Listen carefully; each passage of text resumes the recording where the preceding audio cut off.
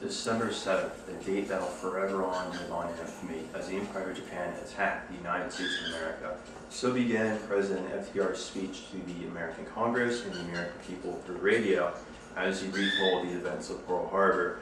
These statements were implying that the Empire of Japan had attacked the United States without a cause of belli, so an aggressive war of expansion. However, these statements could not be further from the truth. My name is Christopher Rudman, and I'm here to persuade you all how the American government had pushed the Empire of Japan into a corner to the point where the Empire of Japan had no other option but to attack the United States of America. And we can look back towards trade legislation and find that this is where the United States had begun pushing the Empire of Japan into this corner where they had no other option but to attack the United States. The first two biased bits of trade legislation were the second and third Neutrality Acts. These two acts, passed Bill 37 and 39, allowed the U.S. to manufacture war items and distribute them to belligerents of nations. However, those belligerents had to sail to the United States or offshore territories, pick up the supplies, and sail back to their country. However, this was biased against Japan because the Empire of Japan neither had the sufficient money to purchase these goods up front or the secure trading lanes to even make it a viable option. After all, why would you pay seemingly hundreds of thousands of dollars when you have an unsecured trading lane? You would buy the supply and immediately get sucked. It's not worth your time or money. However, the Allies, they didn't really have that big of a problem with it comparatively to the Empire of Japan. The biased trade legislation went even further to the Lend-Lease Act, Alex, which allowed the American Congress and the President, because they both agreed to it, to distribute these war goods, war money, to these belligerent nations. However, it was Congress's choosing which belligerent would get the supplies or cash, and the Empire of Japan wasn't on their mind when they were giving out that kind of stuff. Again, clearly biased trade legislation.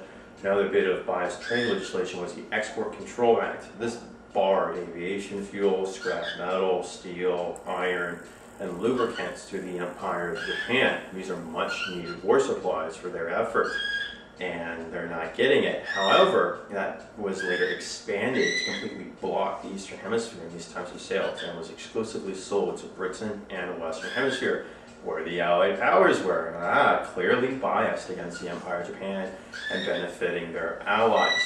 One more bit of legislation that was biased was Executive Order 8832, as signed into law by President Franklin Delano Roosevelt.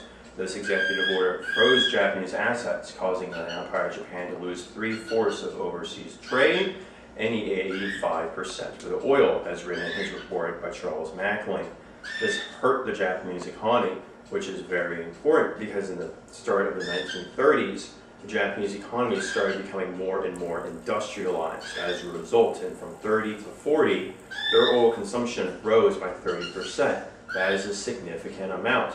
So why are these trade embargoes so severe on the Japanese economy? Well, 80% of their oil came from the United States. 80% of their economy is effectively coming from the United States. As they're industrializing, their need for oil goes up. Most of the oil is coming from the United States cuts it, now their economy is failing. So you can see when the Empire of Japan had originally legitimately tried to secure itself in this new modern world of legitimate trade. And here's the United States barring every attempt to secure it legitimately by essentially blockading them. Not very fair.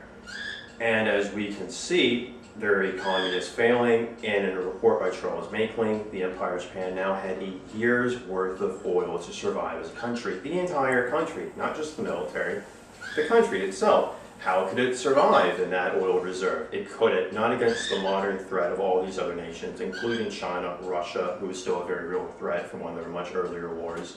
They just wouldn't be able to survive. So the Empire of Japan is backed in this corner. But you could argue that the United States had no idea that they felt this way, that the Empire of Japan had no room to do anything, yet they were starting to feel threatened. However, as early as 1930, the United States of America broke the Japanese diplomatic communication code, codenamed MAGIC. There they could understand and read all the messages that the United States Embassy in Japan were sending to its embassies around the world. However, you could argue that the United States wouldn't want to give up that bit of intelligence information, because especially with the wars starting to grow up in Europe, you don't really want to give that away in case the Empire of Japan joins in. But the Empire of Japan started sending its embassymen around, specifically to the United States, asking for these embargoes to be lifted. The United States was refusing to do such a thing. It was more than comfortable to let Japan just sit and sputter. So as we can see, their need for oil and all these other resources are going up. The embargoes are cutting their economy is failing. They don't have enough oil reserves to see their country through these dark times. The United States is refusing to sit and listen to them. The Empire of Japan has no other venue but to attack the United States. Thank you for listening to me.